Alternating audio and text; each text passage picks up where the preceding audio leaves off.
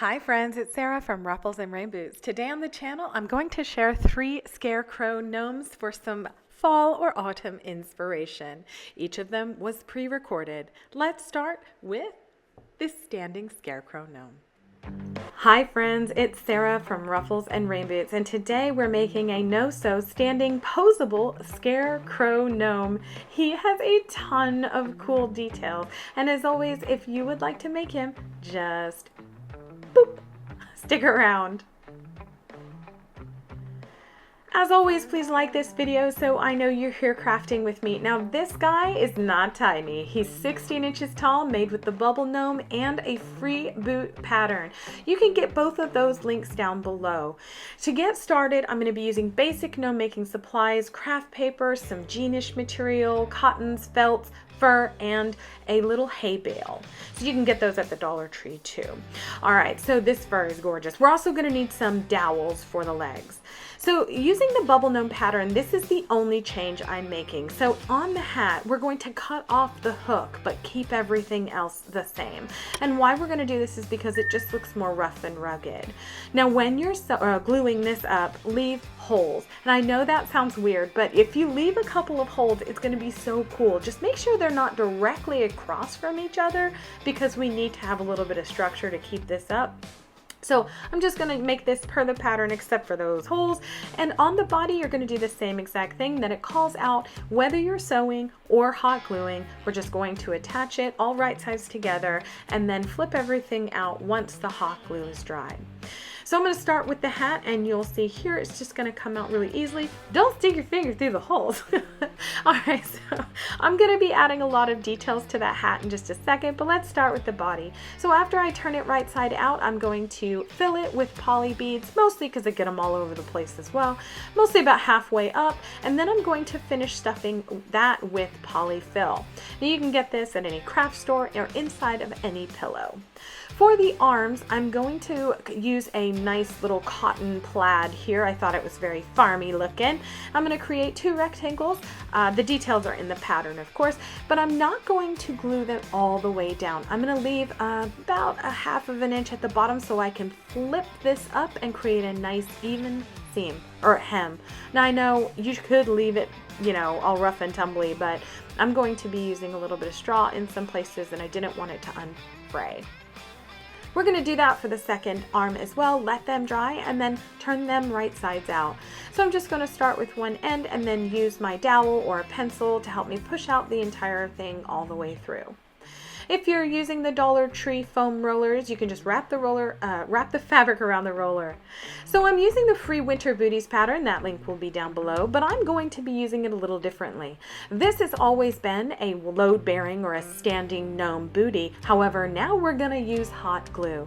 I do recommend you getting foam core and cutting them exactly this way. So you're going to use the bottom part of the booty to trace the ovals, but you're actually going to be cutting it inside of that booty. So we're going to build this a little odd, but we need it to be just inside that bottom part. All right, so I'm just going to be using this and just cut it exactly inside. I'm going to shave off just a little bit more there. And then you can see it fits inside, so we can move on to the second one before we start assembling these. To assemble, we're going to put right sides together. I know it's hard to tell with felt, but we're going to put them right sides together and just do the front. So all the way up the ankle and all the way down the front. Now that has to dry. Let it dry completely before you turn it in, or before you mess with it. So before you turn it inside out, we're going to attach half of the base piece, and we're just going to start at one end. I recommend the front, and then you're going to go all along the outside here of the booty. So you're just going to match up the 2 edges just like a sandwich, right? And go all the way, only halfway through, okay? So go all the way to mid shaft in the heel, let that dry, and then turn the entire thing right side out. Here we go. And then use your finger to sort of make the hot glue a little bit like more pliable on that seam, and we have another chance to fix that. Then you're going to go ahead and slip that disc of foam board inside. Now you're going to just attach it. I'm going to try and zoom in here. So you're going to pick up the center and sort of pleat it, and that way you can line up the 2 edges on the inside. Okay, So I know it's hard to explain, but once you see it, you just pull the glue out and then cut the glue off, and that creates a nice flat seam. So then we're gonna push down that foam core. We don't have to glue it down because it is weight bearing. It's gonna be built on top of it. I'm gonna add hot glue to my dowel here and hold that until it sets. Now it'll still move around a bit, but once it's dry, you're gonna add hot glue all the way around it, making sure not to get it on your booty. Once that's set, you're gonna add a little bit of weight. You can add mini rocks, anything you want, but I have poly beads and it totally works.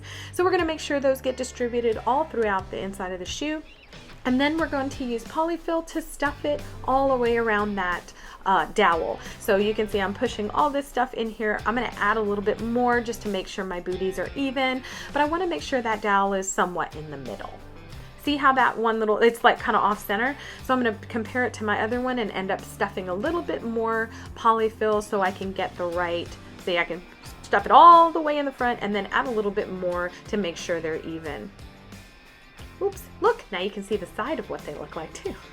All right, so now that they're mostly even, there you go, mostly, we're going to move on to the legs. I will tell you, I tried a thinner leg base than other ones I've made with this bubble gnome pattern. I would highly recommend sticking to the thicker leg base. This is just craft paper. It's a little bit like cardstock. It's like toilet paper roll heavy. So you can use the toilet or paper towel roll for this as well.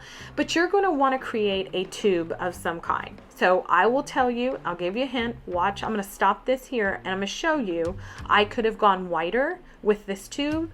You need to make it wider. This is not as sturdy. I had to glue the feet together, or I could glue the feet together to make it sturdy, but I didn't want to. I'll just say when you have a wider leg base, it really does help. For the pants, I'm just gonna fray up some of my daughter's old leggings. I'm gonna cut the bottoms, cut any seams off, and make sure I have enough height that I can cover the entire leg height and flip down that top. I'm just going to put right sides together and make a nice little hot glue seam here on the edge and repeat that for the other leg. Once they were dry, I just flipped them right sides out and then I slipped them over the dowel and rolls and then I pulled them over the top of the booty. So I'll show you that here. After I do the second one, just slide them over the top and then pull the bottom out around the booty. I like saying booty. No, just kidding. All right, so I'm using my dowel cutters, aka dull scissors, to cut off those dowels, and then I'm going to tuck under the top of the legs. For the body of the jeans, because this will be visible in the back, I just cut like a trapezoid shape by wrapping the jean material around it, and then I'm going to hem the top edge of the waistband. And you could even make cute little pockets or whatever. I was not making that. All right, so now I'm going to put right sides together and make my little tube for my jeans. I just wanted to show you what my table looks like, and if anybody walked in, it'd be very embarrassing. I have gnome parts everywhere. So I'm gonna go ahead and glue this stuff down, just pleating it. And if you do pay attention to make one side sort of a seamless edge, and that'll be his booty. All right, so all we're gonna do is stand these legs up, put a generous portion of hot glue, and I do mean generous, all along the top of the paper, the dowel, everything, and then stick and hold that leg on. Do the other leg, and if you're impatient, I'll give you a little trick. That is to go get a wire that's quite pokey and poke it all the way through. And this is great when you're building it and you don't want to wait. Don't want to wait around. All right, so I'm just going to, that tuck over edge there, I'm just gonna pull it up and glue it all the way around on both legs. Just to make sure it's all hidden. All right, so you can see his little booty. I'm gonna cut off that wire and fold it down just to make sure it doesn't poke out anything or anyone. Just press it down. But you can do that on both sides and you can add a little stability there if you'd like. All right, so now I stuffed the hat. You can see over there, I end up taking quite a bit of that out, and I'm just cutting some patches and fraying the edges of this cotton fabric. I'm gonna glue these patches a couple of different places on the jeans, and then for the hat, remember those holes that we left? I'm going to fold over the outside edge of the felt so it looks finished, and then I'm going to use little patches all over the hat. So some of them I just glued on without a hole, some of them I made a hole. So this one is one of the big side ones, and I'm gonna glue two individual pieces of fabric on that I had frayed, and then I'm going to add a lot of fun stuff to the middle. Speaking of the fun stuff, it's all the stuff that falls out when you open one of these hay bales. That's all I'm using. You could use raffia, but I figure this, knowing the fallout of these hay bales, I figure this is what I was going to use. And all we're going to do is add a whole bunch and then glue it together and press in some of these. There you go. And do that up in the other places. So here I cut a hole in the back of the hat, added some straw, and stuck on a patch. I added a little bit of straw, well, kind of a lot of straw in the top, and I also added it to the base of his booties, and inside some of the patches on his legs. For my faux fur, I'm using this really cool ruffy, style looking fur, and I'm going to create a trapezoid after creating a rectangle. I'm only cutting the back of the fur on the fabric backing. I'm gonna slip on the hat, make sure I have the beard where I want it, glue it down, split the fur to its fabric backing, add a generous portion of hot glue, and then stick on a big old wood bead. In order to find my placement for everything, including the arms, I have to make sure I like my hat. I ended up stretching and folding up the brim of this hat just to make it look a little bit more rough and rugged. Felt is super easy to stretch. So I'm gonna glue the little hem up on the hat, and then I'm gonna glue that front part of the hat to the nose. For the arms, I'm just using wire and polyfill, but you can again use anything you would like. If you don't want posable arms, that's fine. You don't have to use them. Another way you can get posable arms is using the Dollar Tree foam rollers. They're hair rollers. But I'm just going to secure this wire on both sides of my arm before stuffing and then adding a wood round for the hands. I'm just holding these arms on so I can figure out where to put the patches, and then I'll glue them on in just a second, but I wanted to add a couple of details. So I'm always going to glue the arms to the body and then the hat to the arms, give him a quick lint rolling, and that's it. What do you think of this standing gnome? Will you make him? Let me know what you would name him.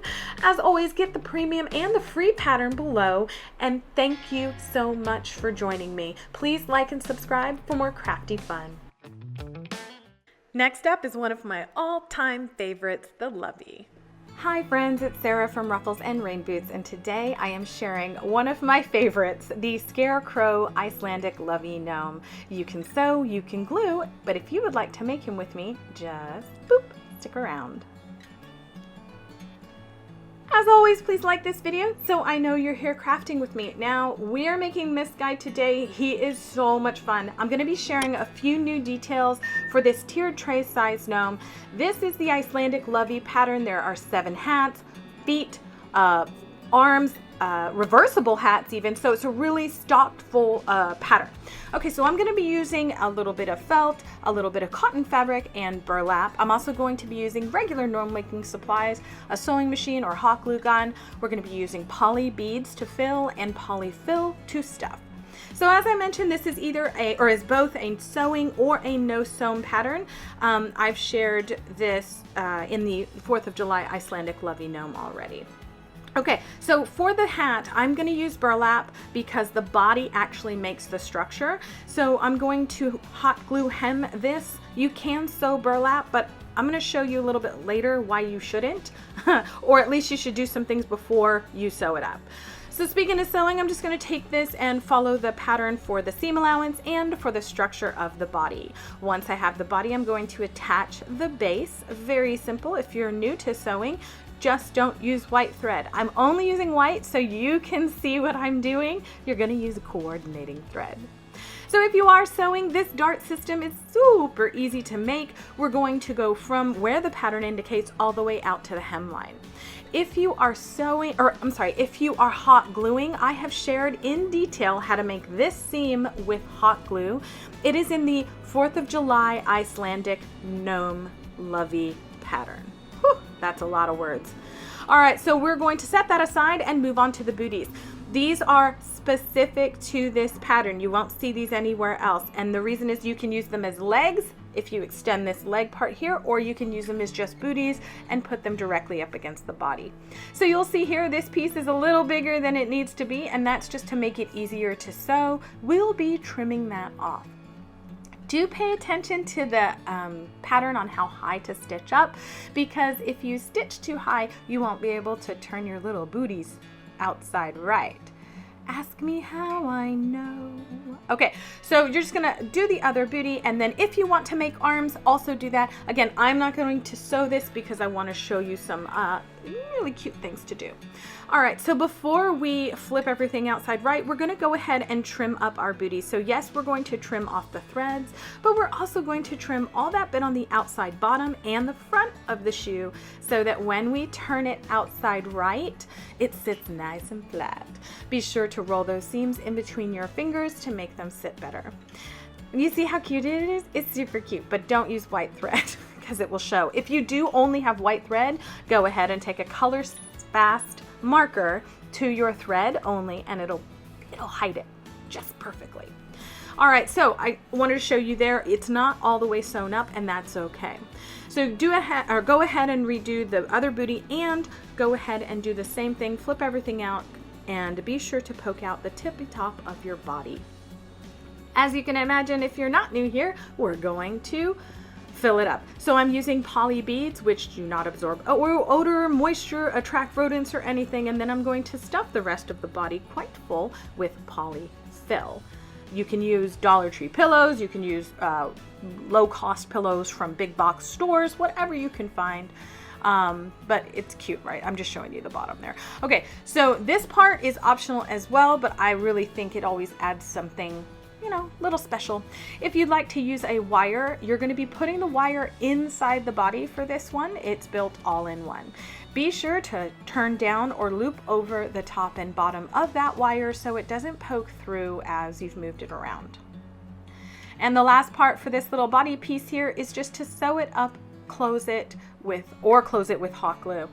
So one thing here, again, you do not have to make this pretty, but you absolutely can. You can make a ladder stitch, or what I prefer, you know, the Frankenstein stitch, because I don't do well with sewing. And to hide it, I'm just going to poke the needle through the body, pull it taut, and then cut it off. Hides it. And you have a nice little posable body. These are not load-bearing shoes. They can be, but I just think one day they'll fail unless you put some really heavy stock into that ankle. But I'm using them as just fluff, so I fill them full of polyfill, and then I'm going to sew up a little bit of this thing. I'm going to use the shaft as just booties, but if you want to use them as legs, you're going to sew it up without tucking anything under, okay? So I'm going to not only tuck it here, but I'll tuck it a little bit later. So here we go, I'm just tucking up that top edge, or tucking down that top edge, and then I'm gonna glue it. And again, if you want longer legs instead of just the booties, you can skip this part and just sew it all the way up, or glue it all the way up on the shaft. All right, so just tie that off, and then we're gonna repeat that for the second booty, which I won't bore you with, but you see how there's a little bit of leg there? All right, I'm not going to show you this. Let me fast forward through this. Okay, so now you can see we've done both of them here. All right, and for the beard, I'm using a very rough and rugged brown fur. It's a couple of different colors. It's got some random piece hanging off right there. All right, so I just pull it out, making sure there's no fluff, and then I'm going to cut it just a little bit into sort of a triangle shape, more of like a rounded off V, and then make sure, don't get any fluff anywhere. All right, so now that we have all of our pieces, we're going to be folding over the burlap hem that we did. Now, burlap is porous, quite in fact, because there's holes all in it. So because we hemmed it, it's actually A, not going to run, and B, going to take the glue pretty well for the actual back seam. Just make sure that your glue is not going through the hat, and you're not gluing the back of the hat to the front of the hat. Yeah, I've done that. Okay. Is super cute. Okay, so to make this look a little more rustic without our hat unraveling, I'm going to cut off pieces of burlap after I've glued them to the hat. So you can see here that long edge.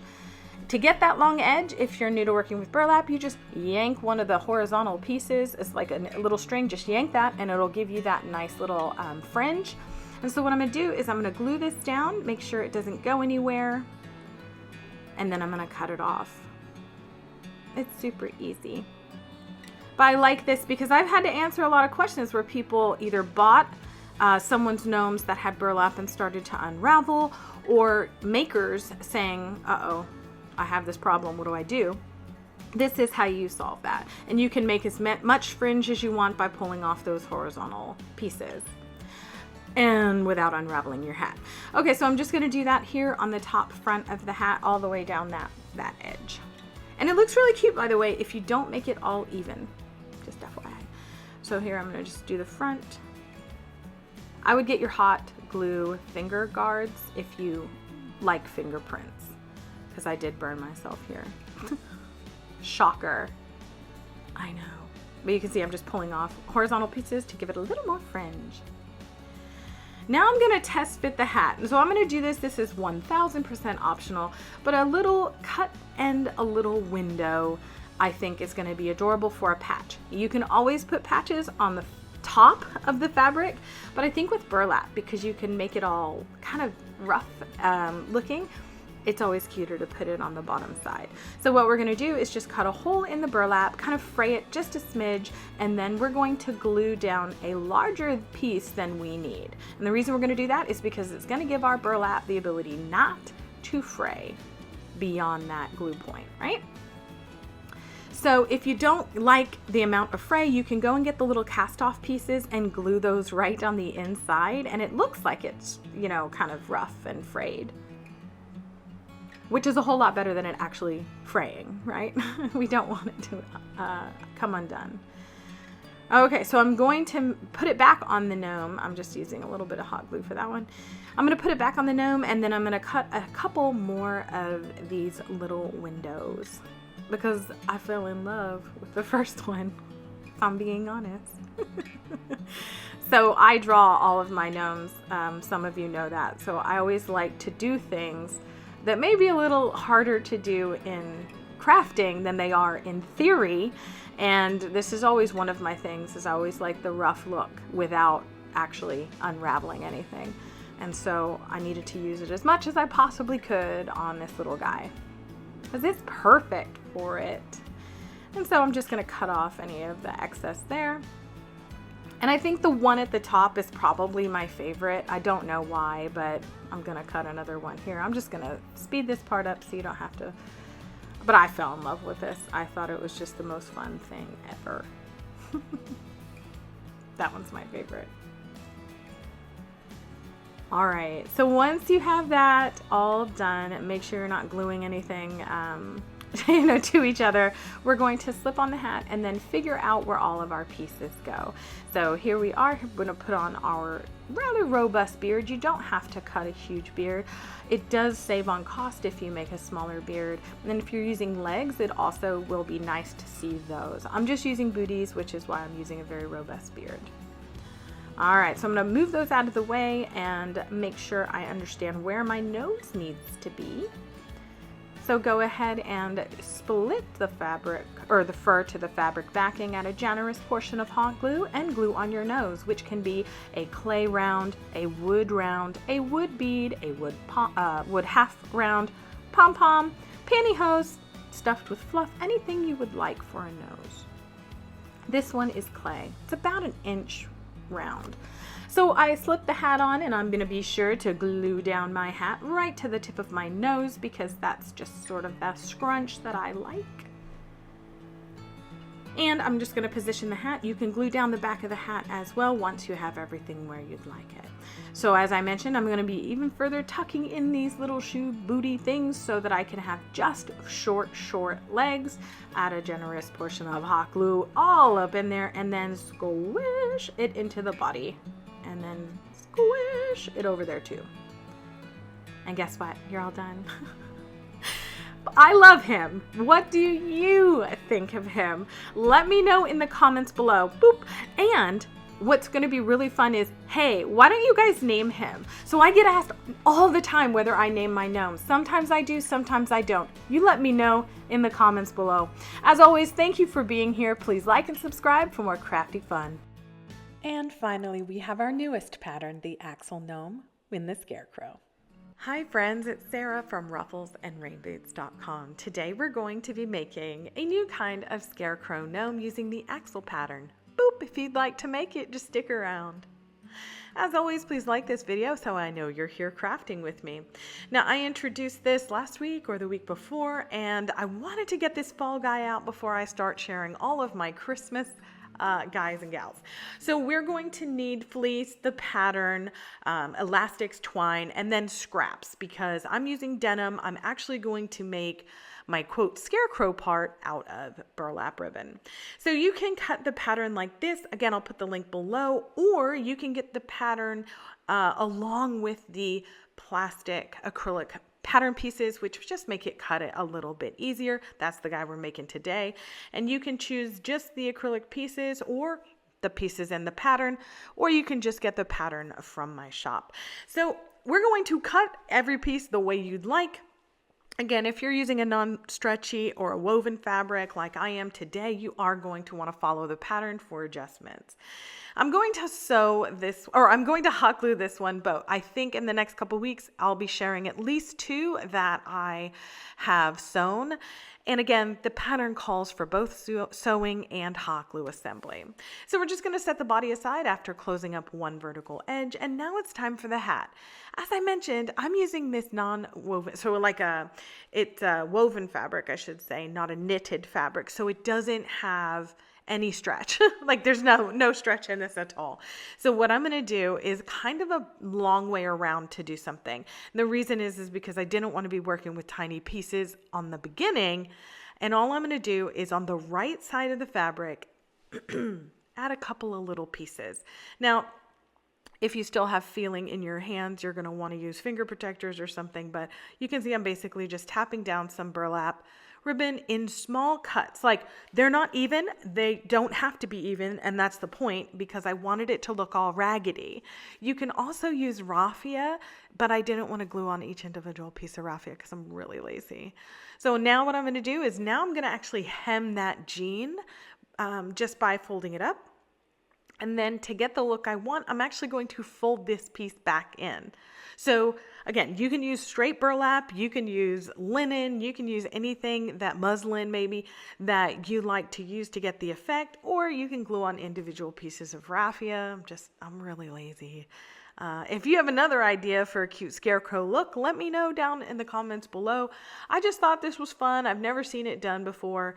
And I like the look in the end, especially because you can even alter it after we glue it on. So I clipped it in place and then let it dry. And then when I turn it over, I'm going to pull out some of these fringe so that we can add a little bit more roughness or whatever. You see, because it's just burlap, so you can make it as long or as short as you want. And it's glued down, so it's not going to come apart. All right, so I just did that all the way around, and then now we're going to actually assemble the hat. So this is all per the pattern. So I know I launched this thing last week or the week before, so I'm not going to bore you with a real-time assembly. This guy with the burlap as my little scarecrow piece actually took me just at 41 minutes to do start to finish. Just to give you a little bit of time. So most of the ones that I've done sewing were between 25 and 35 minutes. And then hot glue, I just have to add about 5 minutes for that because I have to wait for the glue to dry. So once the hat is done, and we're just going to flop it out, be sure to roll all the seams in between your fingers to get them flat, and also to make sure that you don't have any spaces in your hot glue. This is again per the pattern. You're going to split it to where the seam is in the center. And I had somebody ask me via message if they could do this with the seam in the back. Absolutely. I think in the next couple weeks, I have a few of these with little feet. There's feet add-ons in the pattern, arm add-ons, and of course our bunny ears that have been copied by everybody. But I'm telling you, it's going to be cute for Easter. So if you pick up this pattern and you're wondering why there's bunny ears in there, because I think ahead. Anyway, I'll be sharing how to assemble this body with the feet on pretty shortly. So once we added the weight that's sided in the pattern, we're just going to add the fluffing. Now, or stuffing. Also, why not call it fluffing? I say we start a petition. It's now called fluffing. So I'm just going to be tucking it along the edges right at the corner to make sure you have a nice little edge on that. Again, that's going to be done through stuffing and not the weight or base that you use. I did have some people asking me about beans, rice. I don't use food products. If you sell, I do not recommend you use food products. And then somebody had mentioned they use cat litter. Absolutely, if you put sand or cat litter inside of a sealed container like a zip top plastic bag, it's great. But sand, kitty litter, and salt all are designed to absorb moisture, so I stay away from those. Again, you do what you want. Be sure to disclose it in your listing if you sell. So once we have our stuffing, I'm going to tell you, this is another answer to a question I get all the time. Can I use rubber bands to close it up so I don't have to sew it? Absolutely. You don't even have to use the rubber bands. You can just tie it up with a piece of twine. But if you do use the rubber bands, you're going to want to shape it a little bit more. So where you can see my stuffing is coming towards the front and that tie is moving to the back. The reason I say that is because there's a lot more of this scrunch pattern at the top. So I also recommend tying it with string or twine because over time the elastic will deteriorate. Now we're going to cut that per the pattern, slip on a little stuffing filled hat, and then I'm going to go ahead, once I have this on, I'm going to go ahead and pin the back in place after I put in any additional stuffing. So I'm adding stuffing right at that tie portion of the body just to make sure my hat flows really nice and smoothly. All right, so now I'm going to be using this. This is wool locks. I got it on Amazon. You can see it's mohair. I'm sorry, I didn't get it on Amazon. I got it from Etsy. Sorry, this came from a sheep farmer. So if you've never done this method before, and you don't have to do this method, I just like to give you guys and gals options.